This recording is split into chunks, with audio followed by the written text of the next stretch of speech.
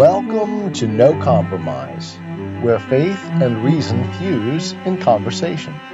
Qu'ils sont beaux les pieds. Hello, Johnny. Hello, my love. Hello, everyone. Okay, so today we're going to discuss book 4 of Paradise Lost. Yay. This is actually one of my favorite books. I love this book. Yeah, you've been really enjoying it. Yep. So this past Monday on the Christian Atheist, what did you talk about? I called it evil self-reflective Mm-hmm. because in it, Satan seems to be very self-reflective in the sense of looking at himself. And this, in a way, sort of conflicts with some of the things we talked about in some of our other conversations. Right. Mm-hmm. Because we said, in reality, it seems as though Satan is wholly evil. And doesn't self-reflect. Right. Right, because... So in its own way, remember when we were talking about the introduction to Paradise Lost, we said that Satan was sort of like a protagonist of this epic poem. Right. And as kind of the main character, Milton tends to humanize him in a way that maybe isn't correct. Maybe not biblical, but... Right, maybe not biblical, and but maybe poetic. not the proper understanding. Mm-hmm. But it is poetic, and It it's makes also very human. Right, and makes for good drama. Right. And helps us to understand the nature of evil. The nature of evil, but also sin within ourselves. Yes. Mm-hmm. I think that's correct. Okay. So that was Monday, and today we want to discuss the entire book 4. It's a long book, isn't it, John? It is a long book. Has over 1,000 lines in it, yes. Yeah. So Milton opens this book sad about Adam and Eve's falling away, that it was inevitable. Right. He laments the fact that the fall actually occurs and says it would have been nice had they been able to be warned in such a way that they would have heeded it and no fall would have occurred. Right. But of course, we know that that's counterfactual. Mm-hmm. But in book 5 and 6, they are sort of warned because they're told the story of Satan's fall. Right. And that's in keeping with what Milton said in the very first book, that he said he's going to justify the ways of God to men. Mm-hmm. That in fact, the Creator did give plenty of warning to Adam and Eve that there was danger on the way, and that therefore it is their own fault when they fall, not God's. Right. Okay, before we go on, though, there's kind of like 2 themes going on throughout this book. There's evil, like you said, on Monday, evil self-reflective. Right. And the second part deals with Adam and Eve and domestic bliss. Right. And really, for me, this is my favorite part of the poem. Of course, because you're a lover. I'm a lover. So after Milton opens lamenting, as you said, we see Satan on a mountain near Eden, and he's thinking about his former power, and he actually feels God's goodness. Right. He actually acknowledges God's goodness and that he owed to God proper service and that he failed to give it. But the problem, it's not his fault, because the problem was God made him powerful. Right. So once again, it's God's fault that Satan fell. Yeah, it was his fault for him trying to take over. Which is, again, the modus operandi of evil. Yeah. It's never their own fault. Right. You never take responsibility for your own issues. You always blame someone else. Right. And this is wokeism to the nth degree. Right. And he thinks about repentance. Right. But he just cannot submit to God. Yes. So anyway, he accepts his doomed fate, and he decides he's just going to go on with his plan to corrupt God's goodness. So you have a few lines you want to say from the poem here. Right. I think it's worthwhile to emphasize a few points, even if we're covering some of the same ground as that we did on Monday. Yeah, I think so too. So Satan says this: which way I fly is hell. Myself am hell. And that is Satan's self-reflective, understanding that it doesn't matter where he is. He brings hell with him because, as he said way back in book 1, the mind is its own place and can make a heaven of hell a hell of heaven. And therefore it is Satan himself, the mind of Satan, that is hell. And so it doesn't matter where he goes or which way he goes or what he plans to do. He brings hell with him. Right. And of course, along with that comes the suffering of hell. The lower still I fall, only supreme in misery. Such joy ambition finds. And so this self-reflective Satan sees that he is the cause of his own agony. He recognizes it, even though at the same time he denies it. And this is that Hegelian logic that we've talked about for so long on the Christian Atheist, that denies the Aristotelian logic of either or and embraces both and. And then this line, and I can't leave this line out no matter how many times we do it. It is still so fantastic. So Satan says this, "For never can true reconcilement grow, where wounds of deadly hate have pierced so deep." So even if he were offered by God the chance to repent, it would just be a lie on his part. And he knows that if he were to accept God's offer, which would but lead me to a worse relapse and heavier fall. So should I purchase dear short intermission bought with double smart. This knows my punisher. Therefore, as far from granting he, as I from begging peace. I'm not going to go to God and ask for any mercy, and he's not going to offer it to me, because he and I both know that any concord between us will be a lie. So he says, farewell, hope, and with hope, farewell, fear, farewell, remorse. And this line is so powerful. All good to me is lost. Evil, be thou my good. And there we have what Isaiah said, right? The entire inversion of goodness and evil. Right. And this is what I've been trying to make the point about our Hegelian nature in today's society, that we've exchanged these two. We've completed the inversion. Right. Woe to those who call good evil and evil good. Exactly. And that is exactly what Satan here embraces explicitly. Okay, so Satan becomes like a voyeur, right? And he's watching Adam and Eve. First, he takes the shape of a bird. Right. And we probably ought to say that this picks up on what we talked about in C.S. Lewis's The Magician's Nephew. Right. Right. In which the garden that the evil witch broke into and climbed over the wall is exactly paralleled here in Milton's Paradise Lost. Right. Because Satan, coming upon the garden, recognizes that there is a gate which he should go through, and he disdains to go through the gate and leaps the wall. Right, he does it his own way. And flies up into the tree and becomes a cormorant, which we were questioning when we were talking about that in Lewis, what the bird is and what the bird represents. Did you find that? So I looked it up this time. And the cormorant sometimes is a symbol of greed, but oftentimes is also a symbol of good omen. And so there's some ambiguity here. Yeah. But Satan, in Milton, right, takes the form of a cormorant in the tree of life.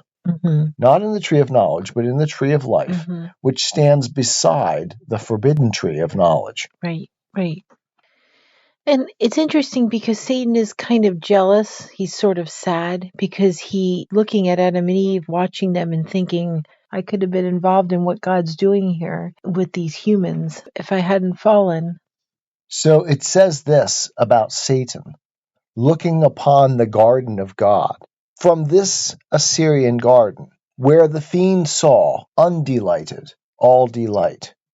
And that says a lot about the nature of evil. It can look upon the greatest of goods and hate it. Right, right. So this picks up exactly on that idea that we read just a few moments ago. Evil, be thou my good. That transposition, that inversion. All kind of living creatures, Satan saw, new to sight and strange, two of nobler shape, erect and tall. And that notion of erect for Milton is incredibly important. It is the standing up of the human on the 2 feet that sets them apart from the rest of the animal kingdom. That erect thing, standing tall before God, owning the image of the Creator who created him. Right. Erect and tall, godlike, erect, with native honor clad, in naked majesty, seemed lords of all, and worthy seemed, for in their looks divine the image of their glorious Maker shone. And Satan, far more than man himself, is aware of that image Right. of God because he lived in that Yes. image. He understood the actual nature of God far better than man could by themselves, that's for sure. and hated it. Mm-hmm. Okay, so as Satan is watching Adam and Eve, he kind of like changes into different animals as he approaches them. That's right.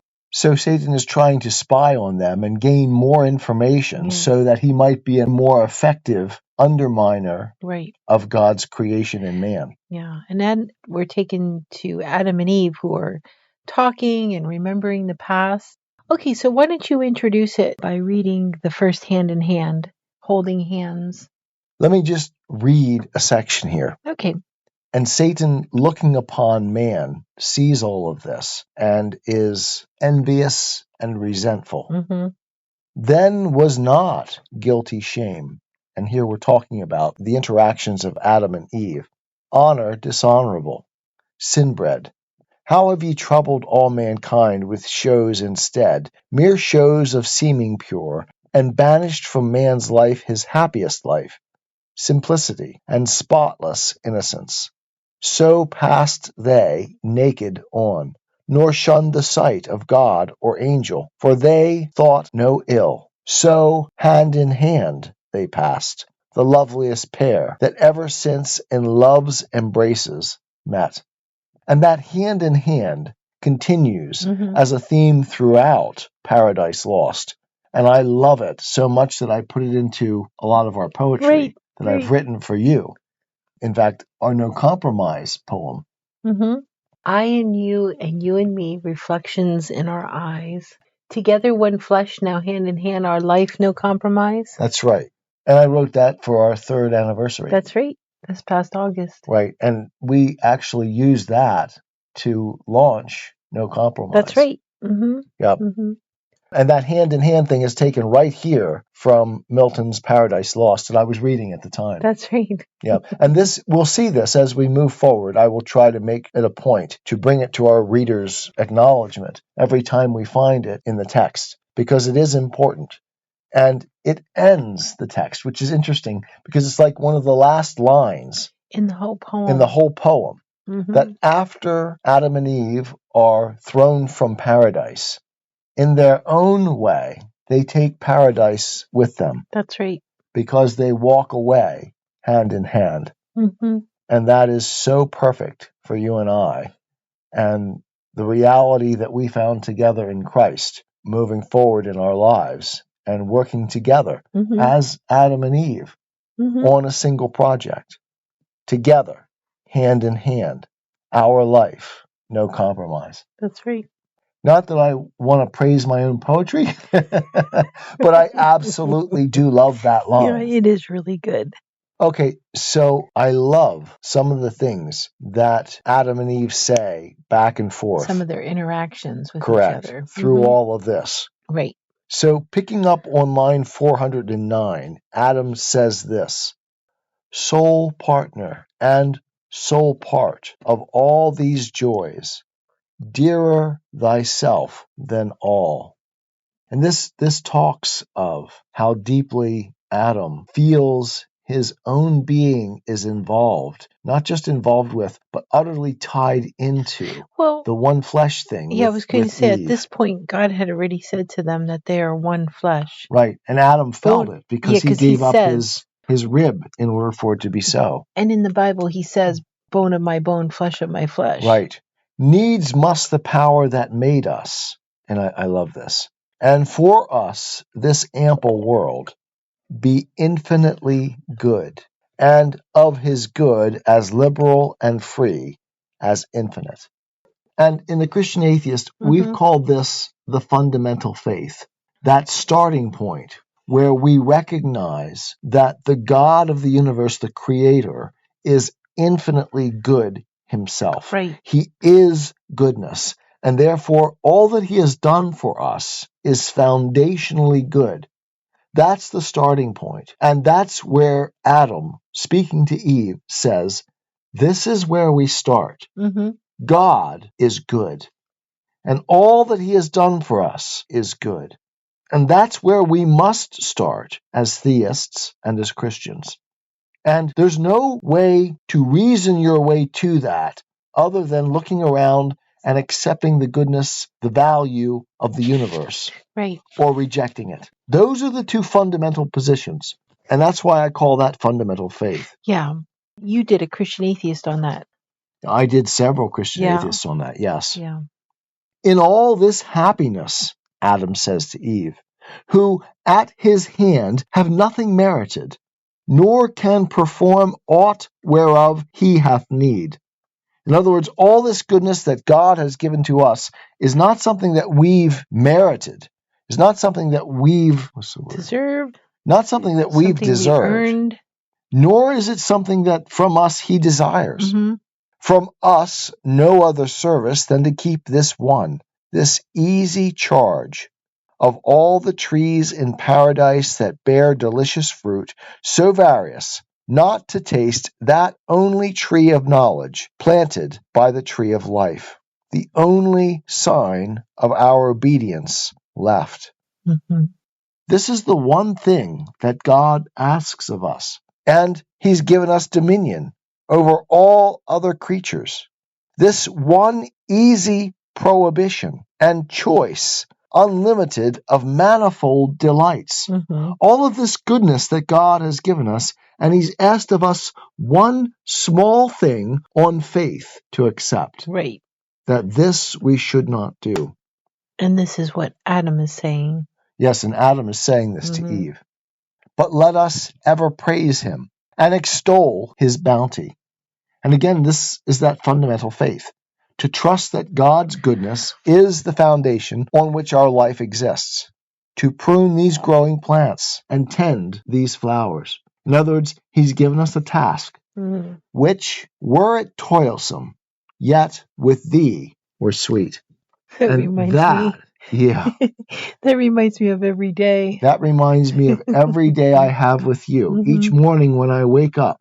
And I know that we have before us a day of toil and toilsomeness work and serious effort to get the school that I teach done, to get the Christian Atheist done, to get No Compromise done. All of these things that are laid out before us are real toil. To exercise, to do our walks.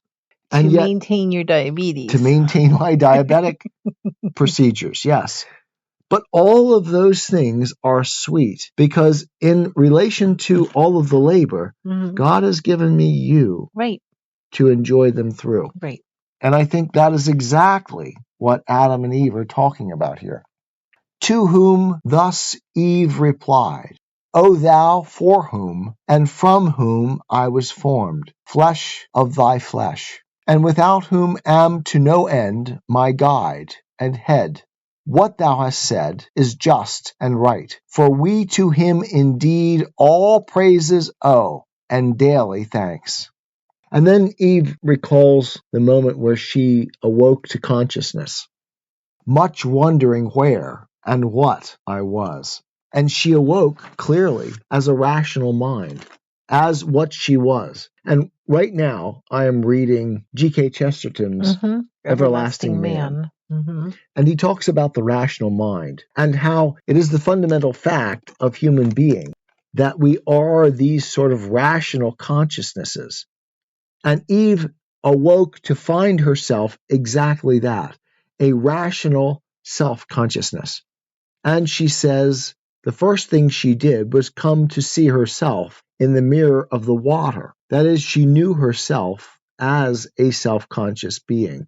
And God's voice came to her and said, What there thou seest, fair creature, is thyself. With thee it came and goes, but follow me, and I will bring thee where no shadow stays thy coming, and thy soft embraces, he whose image thou art.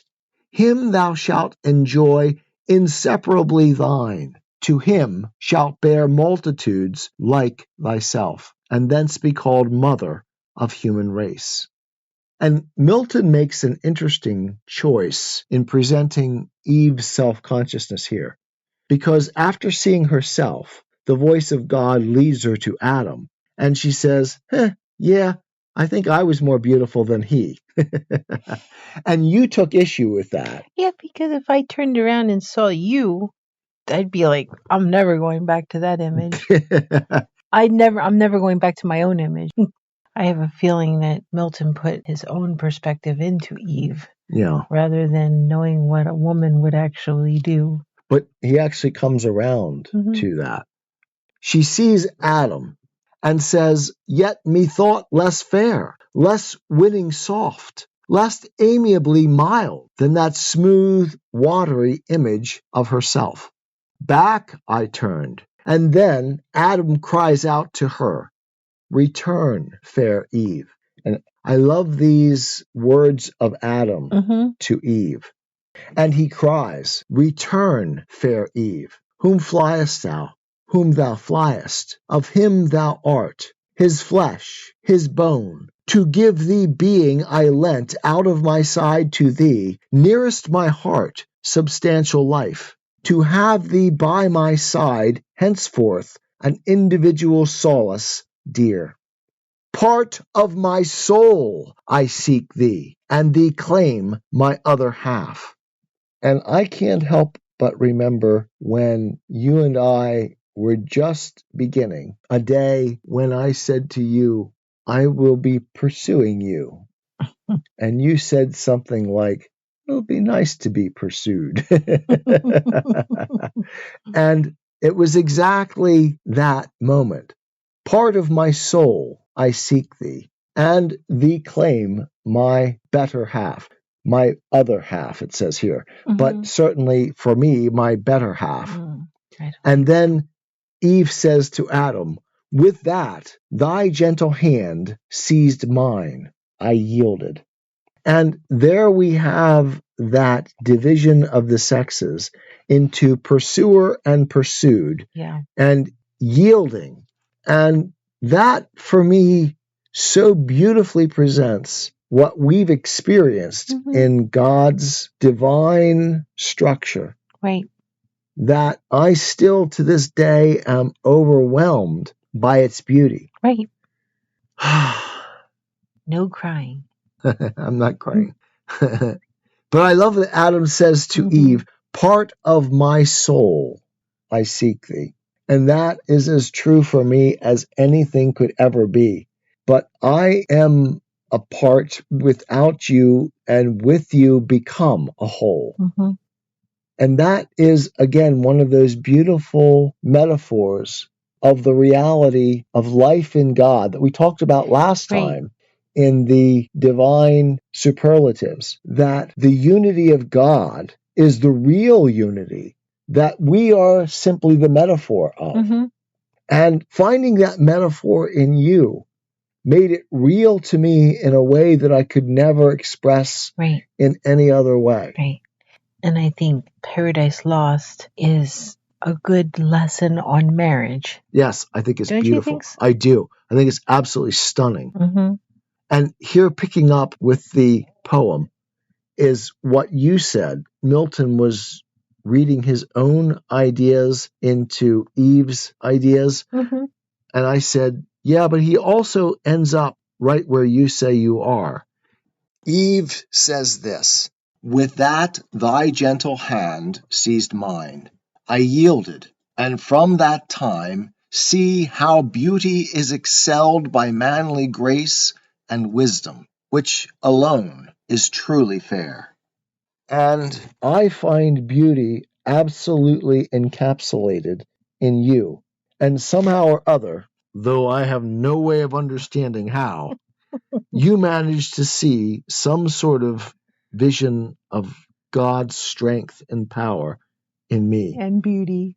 And that is stunning to me. But I think that really is the ideal of God in marriage. So spake our General Mother, and with eyes of conjugal attraction unreproved, and meek surrender, half embracing leaned on our first father. Half her swelling breast, naked, met his, under the flowering gold of her loose tresses hid. He in delight, and boy, does that express my appreciation of you, constant delight, both of her beauty and submissive charms, smiled with superior love as Jupiter on Juno smiles when he impregnates the cloud that shed mayflowers and pressed her matron lip with kisses pure. And then we bring back the devil. And I told you when we read this how violated I felt at this moment. Right. You did not like Satan watching them. Aside the devil turned for envy, right? And evil is always imbued with envy and scorn and resentment Right. Exactly. at the good of others. Yet with jealous leer malign eyed them askance. Sight hateful, Satan says, sight tormenting. Thus these two, imparadised in one another's arms, the happier Eden, shall enjoy their fill of bliss on bliss, while I to hell am thrust, where neither joy nor love, but fierce desire. Right? And so Satan is resentful of the love and the bliss that marriage represents. Right, and you can see that in the world today. Oh, I think because marriage is the thing that seems like he wants to destroy, number one. More than anything else, Yeah. I think Satan wants to destroy the beauty of marriage. And one of the fundamental ways to do that is this stupid woke idea that there is no difference between men and women, and that marriage is something that we should pass beyond as a silly, structure, old-fashioned relic of the past that is oppressive to women.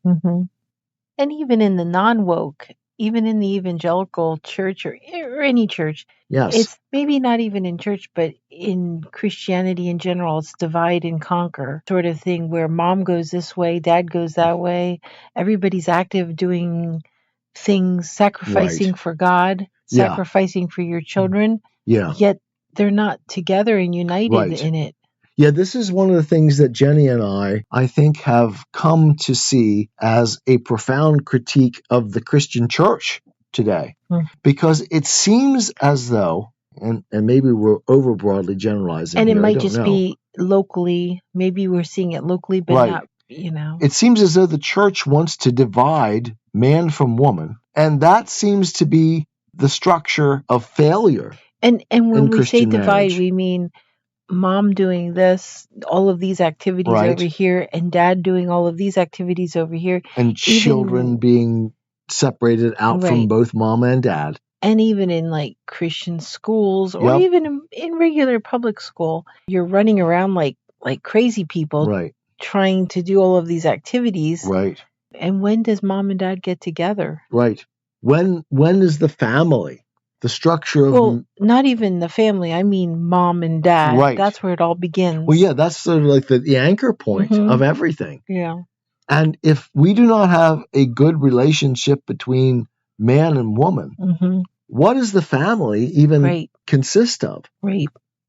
So, yeah, and that's, I think, one of the great dangers. And it also seems to be one of the fundamental themes that Milton builds upon. Yeah, because he says Eve goes off to do her work by herself.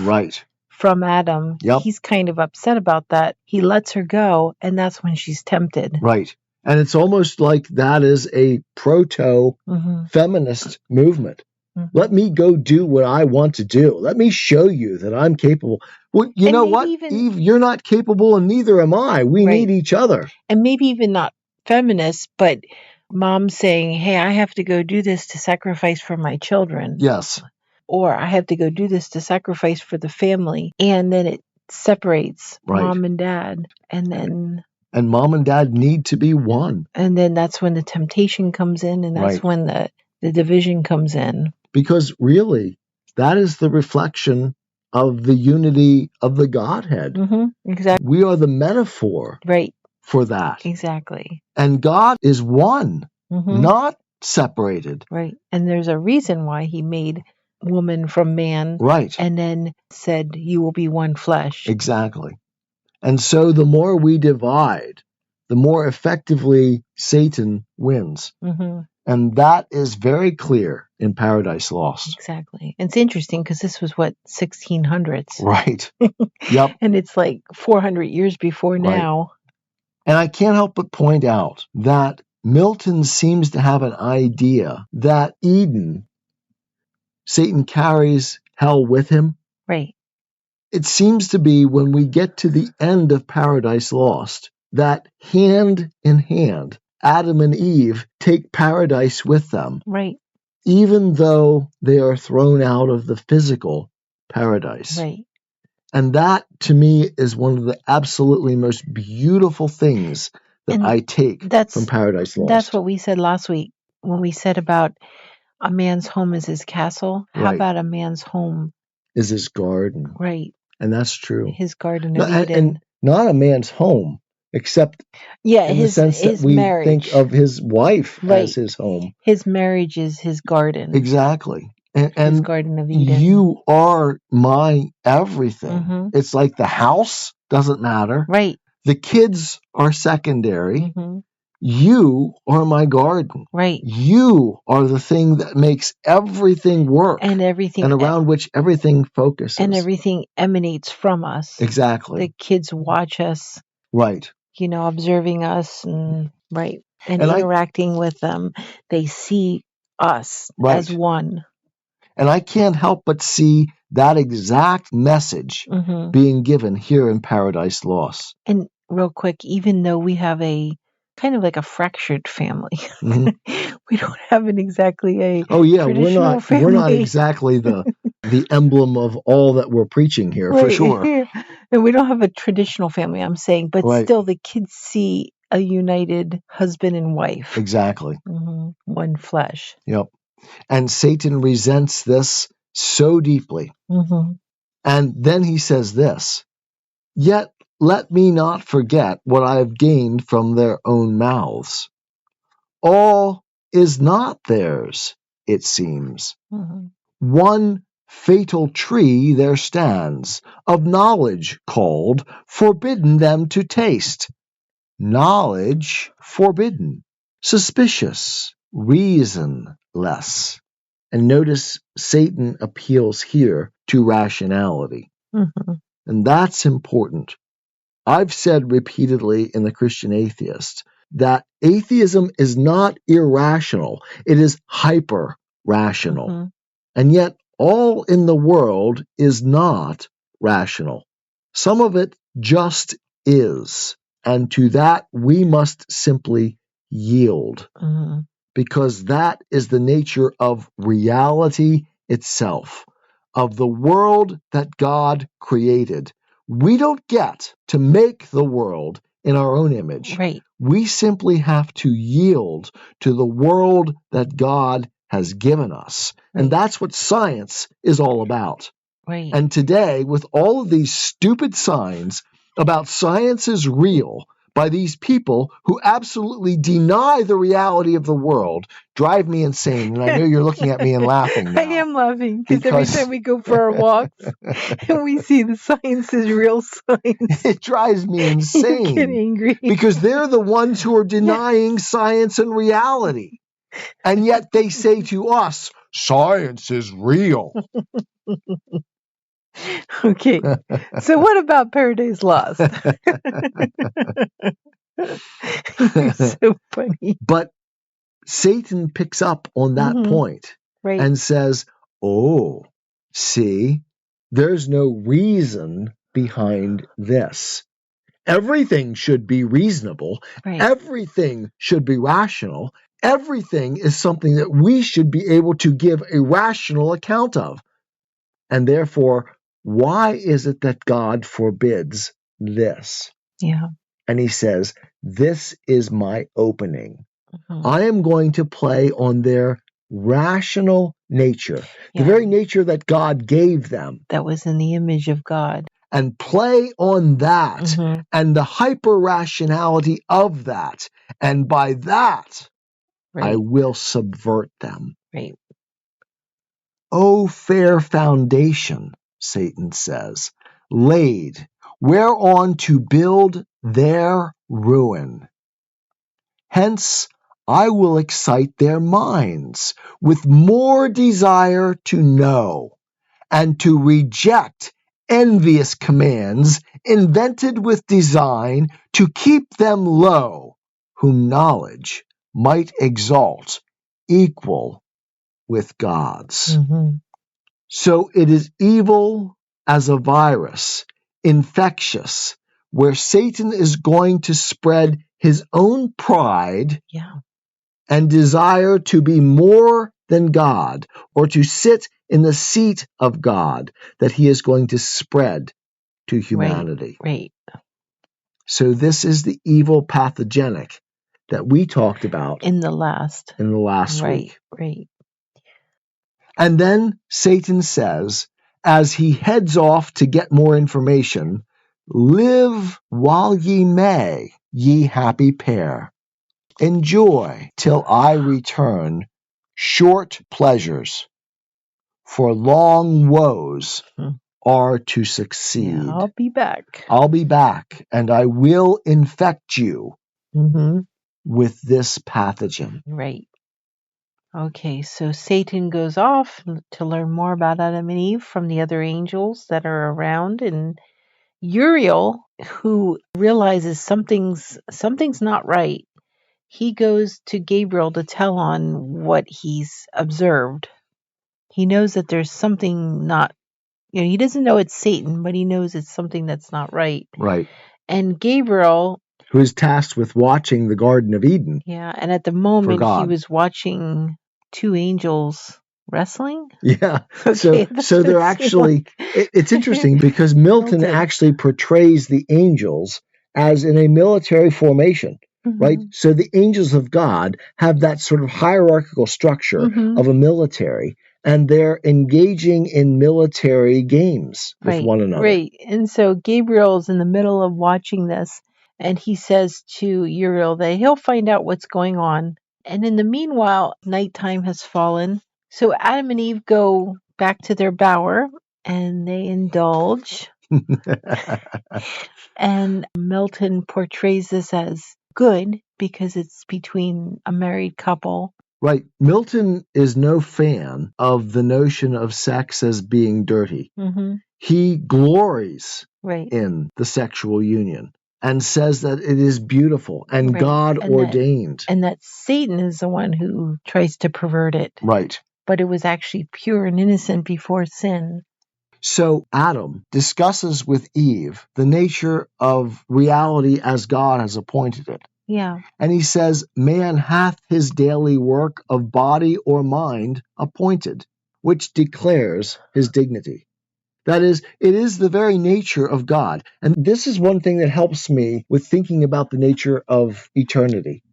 Because I can't help but think that we human beings, we creatures created by God for an eternal being, we must have some task, some job. And that continues. Right.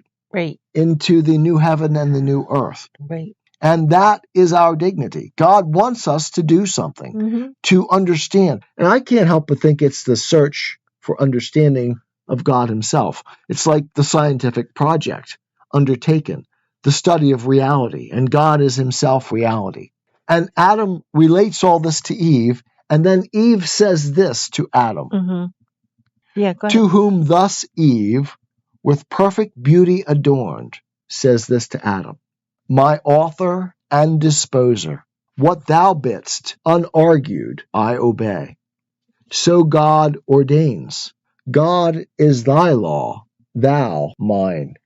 And as a Christian husband, I can't help but say that this is the truth as clearly expressed by God Exactly. as any. Mm-hmm. That is, you have to always do what I tell you.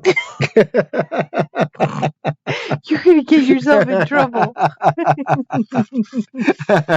But as a Christian husband, I've learned that you know what you're doing. Sometimes. You do. But I Even think when you don't know what you're doing, I know God's working in you. one of the things that makes me so angry when I've been reading through Milton's Paradise Lost is some of the commentary that I've read on it that makes of statements like this some sort of slam. Patriarchy. Yeah, on the patriarchy against women. And it is so false. Right. And it's so clear if you read Milton carefully that that's not the case, that there is an equal dignity between men and women. And Milton acknowledges it, celebrates it. Right? It's that there are differences between the two. And that those differences are complementary. Right. Exactly. And that without you, I'm a bloody disaster. But with you, holy cow, we can do anything. Exactly.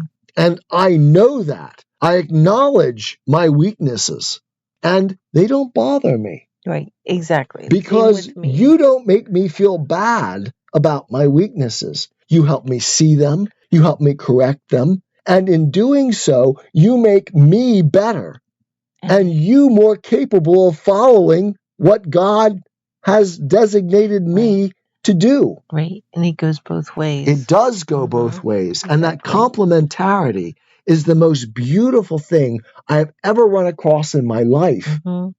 And I think what guys screw up all the time is just that sense that they should be able to handle everything. Right. And you can't, because you're a limited, fallible being.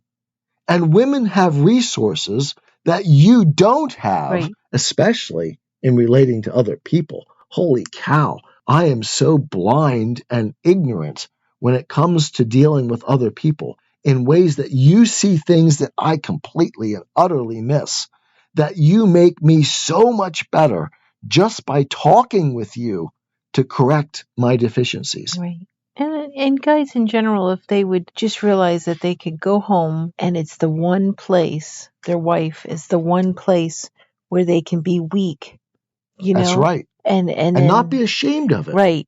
And then they can go back out and be tough in the world again. Right. And be tough more effectively. Right. And because you've listened and understood. Yeah, as a wife, to allow your husband to be weak and to be the helpmeet. Right. And so reinforcing what we just said, this one line, I absolutely love it, and I can't avoid coming to it. Line 657, to whom our general ancestor replied, and of course this is Adam, daughter of God and man, accomplished Eve. And the point there that Adam is making is that Eve is as much the image bearer of God as he is. Right. And yes, he may have been given the place above in the structure, but he is equal to Eve in bearing the image of God. Right. And that together they are one. Right. Just as there is no deficiency in Christ being below the Father. Right. I was just going to say that. It's the same. It's the same thing that we cannot understand. So I absolutely love that line. And as humans, we think of this is higher than this or this is better than this. But in God's point of view, it's something that we can't even understand. Right. Because we always think of better, first place, second place. And it's not that. Right. So picking up just a little farther down, line 687, thus talking. And when you and I talk with one another, and we do it a lot because we walk together, we work together, we spend 24 hours a day together, and I love every second of it. Thus talking, hand in hand. And I love holding your hand. Alone they passed on to their blissful bower. It was a place chosen by the sovereign planter, when he framed all things to man's delightful use. Mm-hmm. And I love those lines. Yeah. Because it really does speak to me of all of the relationship of man to wife in the proper sense that God ordained, that we are together, one being, confronting the world and dealing with the problems and the realities and the goodness of life, and together worshiping our great Creator. Right, right. Okay, so picking up with line 734, Adam and Eve having talked with one another, this said unanimous, and other rites observing none, but adoration pure, which God likes best, into their inmost bower, handed they went. There's the hands again. There's the hands again. I absolutely love that. Right. But this also points to the notion of pure worship, which comes from man and woman together in worship of their God. And the rituals, which Milton was no big fan of. Yeah, exactly. He throws aside. And again, that to me is the most beautiful of realities, that man and woman together make one flesh in adoration of their Creator. And the foundation. And that's the foundation of everything else. Straight side by side were laid, nor turned, I ween, Adam from his fair spouse, nor Eve the rites mysterious of connubial love refused. Whatever hypocrites austerely talk of purity and place and innocence, defaming as impure what God declares pure, and commands to some, leaves free to all, our Maker bids increase. Who bids abstain but our destroyer, foe to God and man? Hail, wedded love, mysterious law, true source of human offspring, sole propriety in paradise of all things common else. Far be it that I should write thee sin or blame, or think thee unbefitting holiest place. Perpetual fountain of domestic sweets, whose bed is undefiled and chaste pronounced. And I don't even know how to talk about this fairly. But our world has so destroyed sex as something impure, when it is God's very design of purity and beauty and love and unity and worship. Kind of like they've destroyed it as pure pleasure. That's it. That's all it is. Yeah. While it is the glue that holds everything together. Right. And I mean literally. Yeah. Everything. With a husband and a wife. So why would Satan not seek to destroy it? Right.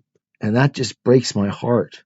So Milton says this, sleep on, blessed pair, and O ye happiest, if ye seek no happier state, and know to know no more. That is, to find the joy and the truth that God gives us. Right. And not to seek to go beyond it. Right. To embrace the good that God gives. And in that, you're free. And in that, be satisfied and free. Right. Because that is where true freedom lives.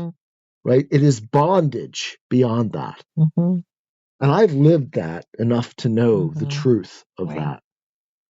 Okay, so Satan takes the form of a toad, whispers in Eve's ear while she's sleeping, trying to pervert her dreams and plant seeds, And while he's whispering in her ear, Gabriel, who had sent 2 angels to look for this thing that Uriel had been observing, he sends these 2 angels, Ithuriel and Zephon, and they catch him in the act, whispering into her ears. And he is a toad at this point. Right. And so we see Satan sort of moving down the line of the created beings to the point where he becomes a toad. Yeah. And so sin has reduced him further and further. at this point, when the angels catch Satan, he returns to his true shape. They argue, and Satan wants to speak to their leader, who is Gabriel. And so he comes in the presence of Gabriel. And of course, at first, as he always does, he's the innocent victim. Right. And the problem is, which is kind of funny, is pride makes him brag about everything he went through to get there. Right. And I can't help but think here, you talk about like your kids always talking with one another. And it's like Satan and Gabriel are back and forth like two kids they're talking like with one another. So they're about to do battle, and then God comes and he doesn't come, but he stops them by putting golden scales in the sky. Right. And Satan recognizes that if he were to oppose, he would fail He utterly. would be found wanting. Right. Sort of like in Daniel. Yep. That's right. Many tekel upharsin. Yes. You have been weighed in the scales and found wanting. Yes. Right. That's a great reference. I'd forgotten about that. Yeah. Yes. So Satan runs away, and that ends book 4. Right. All right. So this has gone pretty long. I think a lot longer than we thought. Yeah. So if you haven't started reading Paradise Lost yourself, you might be able to squeeze it in through our audio version without commentary that John has read. The best place to get it is probably on YouTube because it's in a playlist. And John, you put the link in the description, of course. Yes. And if you're listening to us on YouTube, please subscribe. And be sure to listen to John on Monday, where the Christian Atheist talks about book 5 and 6, or I'm not sure how we're going to cut that up yet. We'll have to see because we haven't gotten there. Book 5 and 6 are kind of like one entire book. And then, of course, listen on Thursday to see how we're going to do No Compromise. Okay, so thank you for joining us, and we hope you're having a great week. Oh, one other thing, John. Don't forget, if you haven't gotten a copy of John's book, Through the Looking Glass, The Imploding of an Atheist Professor's Worldview. That's right. I always forget how to say the last part. You can find it on Amazon. John will put a link in the description. Right. Okay, so thank you for joining us. And as always, if you want to buy us a cup of coffee, you can use that link in the description for that too. And we'll see you all next week. And thanks again for listening. I love you, Jennifer Ann Wise. I love you, John David Wise. I am a Christian with the searching and skeptical mind of an atheist. I don't want to believe anything that isn't true. I know both sides of the looking glass, and I know them with open eyes. I choose Christ's side. I invite you to join me from wherever you stand before the looking glass. That's this week's episode. Thanks for listening. And remember, you can have your religious cake and eat it too. You can have reason, respect for science, a 21st century worldview, and be a Christian.